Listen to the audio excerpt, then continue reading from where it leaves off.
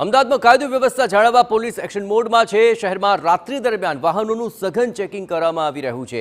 Police કર્મીઓ સહિત અધિકારીઓ દ્વારા આખી રાત કોમ્બિંગ હાથ ધરવામાં આવ્યું। રાત્રિ દરમિયાન પેટ્રોલિંગ અને ચેકિંગ કરવા માટે સૂચના આપવામાં આવી છે। સતત 2 રાતથી શહેરના દરેક વિસ્તારમાં પોલીસની તપાસ ચાલી રહી છે। રાત્રે નીકળતા વાહનોની સઘન તપાસ હાથ ધરાય છે।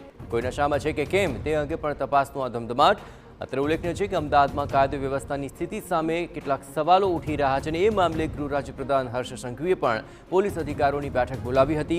અધિકારીઓને રસ્તા પર ઉતરવાની સૂચના આપી દીધી। ત્યારે અમદાવાદ પોલીસ દ્વારા સતત 2 રાત્રિથી શહેરના દરેક વિસ્તારમાં સઘન તપાસ હાથ ધરાઈ રહી છે। એટલું જ નહીં, ગુનેગારોના ઘર અને અન્ય સ્થળો પર પણ તપાસ કરવામાં આવી રહી છે।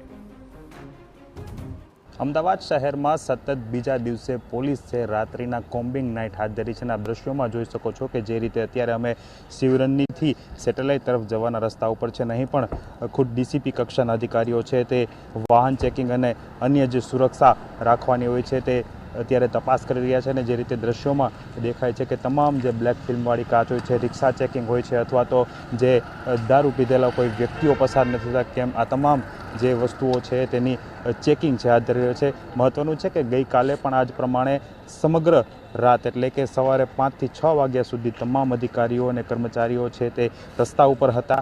જે રીતે ગૃહ રાજ્ય મંત્રી દ્વારા બેઠક બોલાવવામાં આવી હતી અને ત્યારબાદ જે સૂચના આપવામાં હતી। આપણી સાથે ડીસીપી ઝોન 7 છે। સર, શું કહેશો, બીજા દિવસે આજે સતત કોમ્બિંગ નાઇટ છે, કઈ પ્રકારનું વાહન ચેકિંગ? આજે રાત્રે 9 વાગ્યાથી 1 વાગ્યા સુધી કોમ્બિંગ નાઇટ આખા અમદાવાદ શહેરમાં ગોઠવવામાં આવેલ છે।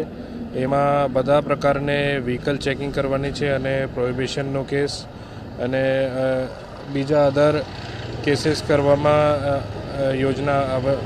યોજવામાં આવેલ છે।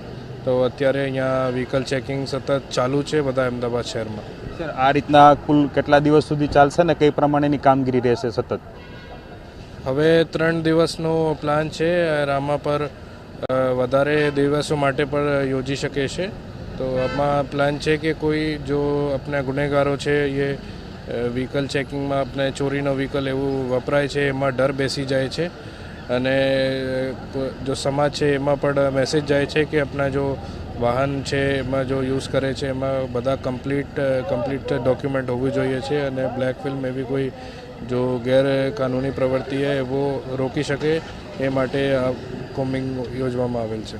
બિલકુલ દ્રશ્યો ફરીથી બતાવવા માંગીશ કે જે રીતે પોલીસ છે સતત 2 દિવસથી રસ્તા ઉપર ઉતરી છે। ગઈકાલે પણ આજ પ્રમાણે વાહન ચેકિંગ અને અન્ય જે તપાસ છે તે હાથ ધરવામાં આવી હતી। આજે પણ સતત 1 વાગ્યા સુધી રાત્રિના પ્રમાણે ચેકિંગ રાખવામાં આવ્યું છે અને આવતીકાલે પણ પોલીસ દ્વારા છે શહેરભરમાં કોમ્બિંગ નાઇટ છે તે યોજવામાં આવશે। મહત્વનું છે કે જે રીતે અમદાવાદ શહેરમાં જે રીતે ગુનાઓ વધ્યા છે, ગુનાખોરી વધી છે અને સતત જે રીતે પોલીસ છે તેની નિષ્ક્રિયતા સામે આવી રહી છે, ત્યારે ગૃહ રાજ્ય મંત્રી હર્ષ સંઘવી દ્વારા પણ એક બેઠક યોજવામાં આવતી અને ત્યારબાદ જે સૂચના આપવામાં આવતી અને તેને જ અનુસંધાને સતત 3 દિવસ આજ મુજબ કોમ્બિંગ નાઇટ છે અમદાવાદ શહેરમાં ચાલુ રહેશે। કેમેરા પર્સન નિલેશ વગોરા સાથે હરીન માત્રાવાડિયા, TV9 અમદાવાદ।